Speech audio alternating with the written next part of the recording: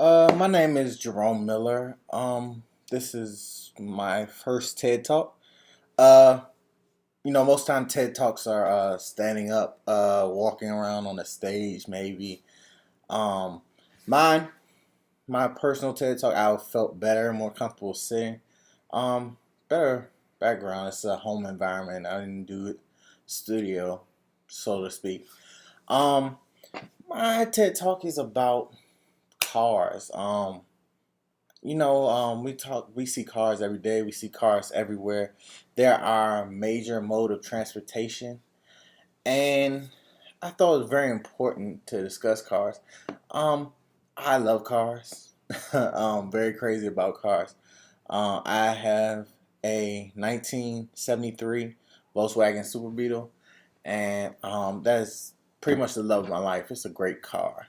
And most people always ask me, "Did you restore it yourself? Did you do this yourself?" Uh, it looks so beautiful, and I think to myself, "Your car could look so beautiful too." Um, everyone's cars can look beautiful, just as beautiful as mine. But you have to. It takes a certain level of care, certain level of maintenance. A good majority of people in my age range, the millennials, so to speak, they don't care about how their car looks. They don't care how great or how good it looks. They'll buy a brand new car, and 2, 3 months later, it's all scratched up, beaten up, run down, and it doesn't matter to them. And I think that's a mistake. Uh, your car is only as good as you treat it. And I think that the worse you treat your car, the worse it's going to act, the quicker it will break down. Um, like I said, I love cars. See, I have my I have a 1959 model Volkswagen Beetle, and even my 1967 Shelby GT 500. And I look at them, and you got to keep the dust off and keep them clean. This is just a model car. It takes so much more to take care of a regular car. You have to take the time out to do it. And I want people to understand that you can't just forget about your car. Yes, it gets you from A to B, but it doesn't mean that you should treat it like it's just for A to B. You need to manage it, take care of it. There are some good practices. Simple things like checking the fuel level, checking your oil pressures, checking your sensors and lights. Um, Washing it. That's not hard. Soap and water, wash it. Um, when you don't wash your car, you can't see the scratches. You can't see what's going on with your car. If you leave it dirty for a month, for 2 months, when you go wash it, when it finally gets some semblance of clean, you see 50 new scratches, and you don't even have any idea where they came from. People who leave their cars dirty, and I can honestly say I've seen this, uh, they'll be parked in the parking lot, and you'll see somebody, and they'll bump their car with their door, or they'll tap their car with their bumper, and they'll just keep on about what they're doing and act like nothing ever happened. But in actuality, you just scratched somebody's car, and they ignore it for the fact that the car is dirty. They don't care about their car. One of the simple facts why I like to keep my car clean, because I want you to understand that I care about my car. There are more important things in this world than cars. I understand. Yes, that's true. But if you're going to have a car, that doesn't mean you should mistreat it or be a bad steward over the car. The there are simple practices, like checking the oil pressure. You can check the oil, ladies. You can check the oil. It's easy, simple as the dipstick. You pull the dipstick out, take a clean rag, wipe it clean, stick it back in, pull it out again.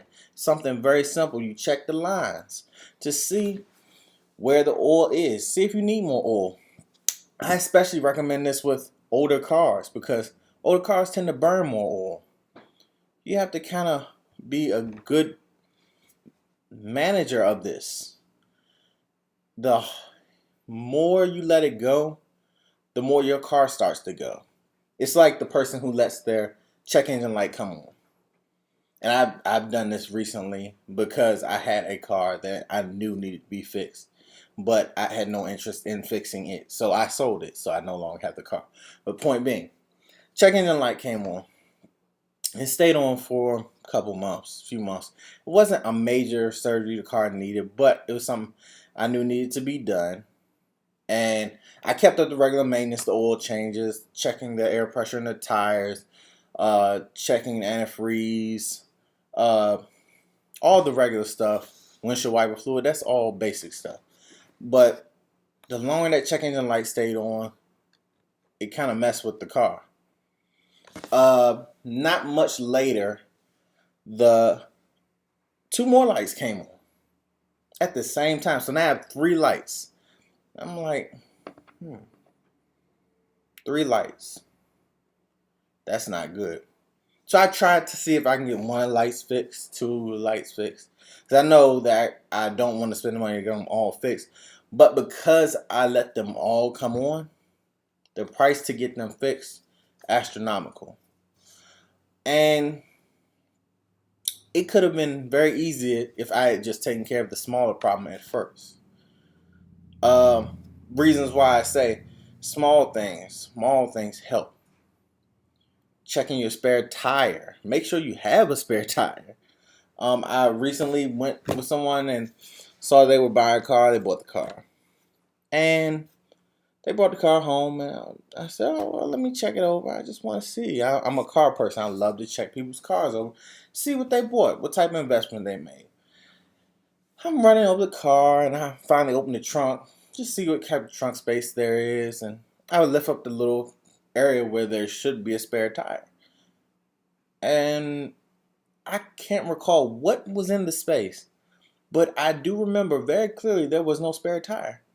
And I asked the person, I said, well, what are you going to do when you have a flat? Well, I don't plan to have a flat, but what happens when you have a flat on the side of a major highway and you need to fix your tire? Then you have to call AAA or Allstate or Geico or one of the other roadside people. And when you do that, now you're stuck. You're stuck for maybe an hour. I even talked to one of my dad's mentors.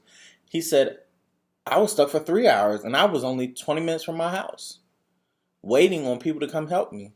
So something small like having a spare tire or checking the air pressure, because what good is the spare tire if it's flat? You're not gonna make it anywhere.